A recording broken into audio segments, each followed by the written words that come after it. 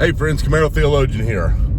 There's just these thoughts that are in my mind right now, and I just want to try to express them. Who knows if this turns into an actual Camaro Theologian, but Camaro Theologian is rather unplugged, so it probably will. Here's the thing that I want to say to you. What did you expect? What did you expect? What did you expect? Something different? Whenever God says, and you don't even know what I'm talking about, but whenever God says the gate is narrow and the road is narrow, the gate is small and the road is narrow. The word for narrow there doesn't have to do with like things you can't do. You always hear that. I'm taking the narrow road, as if I'm not doing the bad things. It's not about that. I'm not saying it doesn't include that to some degree, but the thing is that word is for stringent or hard or compressing. It has the idea of as if it's a hard road. It'll beat you to death.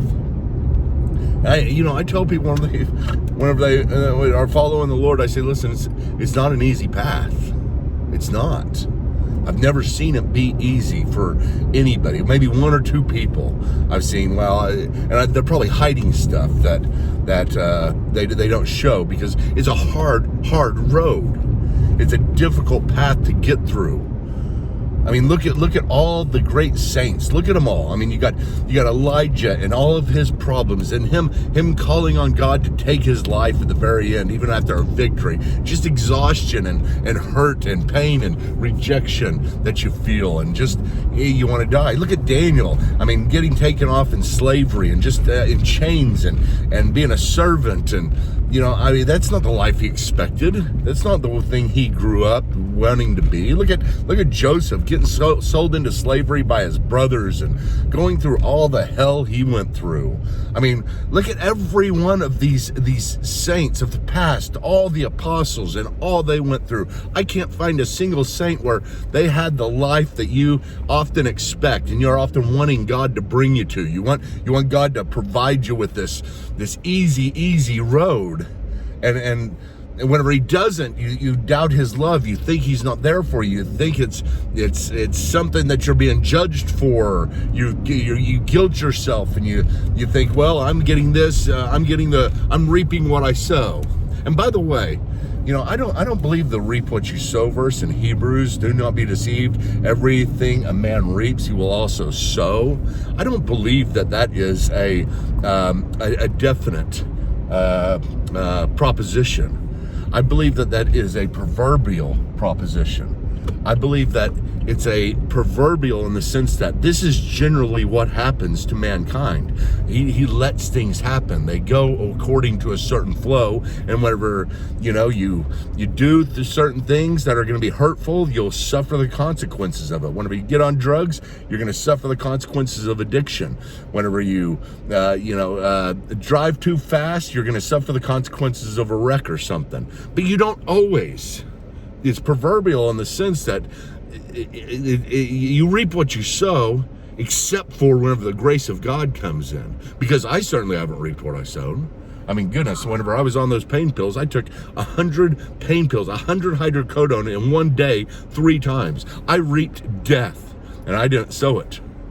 I reaped so much that I should not. There's so much grace of God that has come into my life and kept me from suffering from the things that I should have suffered from. But there's also so much suffering that's come in and blindsided and hurt me, and just things that I didn't expect.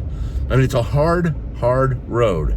But you can't guilt yourself and think it's hard because of you. It's not hard because of you.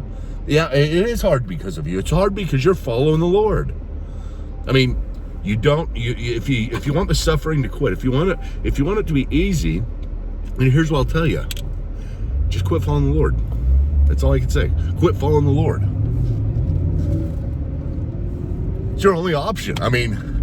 Maybe I'm not saying not following the Lord will make it a whole lot easier. It's guaranteed, but I know that following the Lord guarantees the hard road. It guarantees the suffering. It guarantees the chastisement. It guarantees the trials and the difficulties that God can put you through. And say what you will about God and be mad at him if you want, and don't follow him because of it, whatever.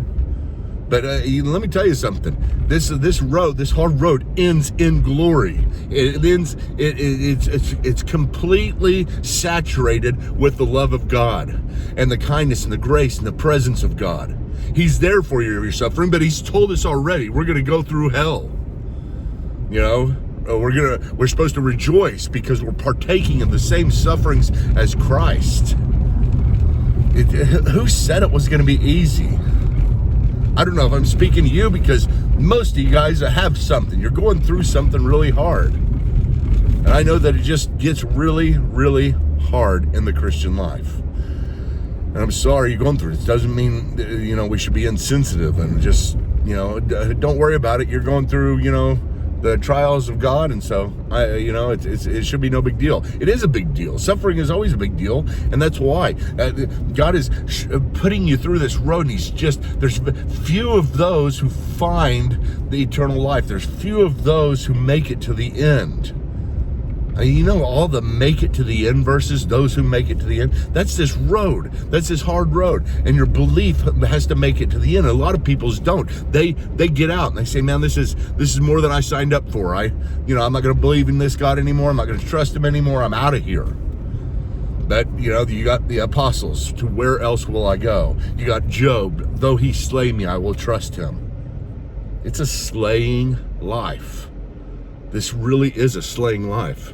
And I'm sorry, I don't mean to sound cold or cavalier about what you're going through, because I'm not. I'm really, really not. I'm just saying, don't beat yourself up. This is what we signed up for. On the dotted line. The contract read this.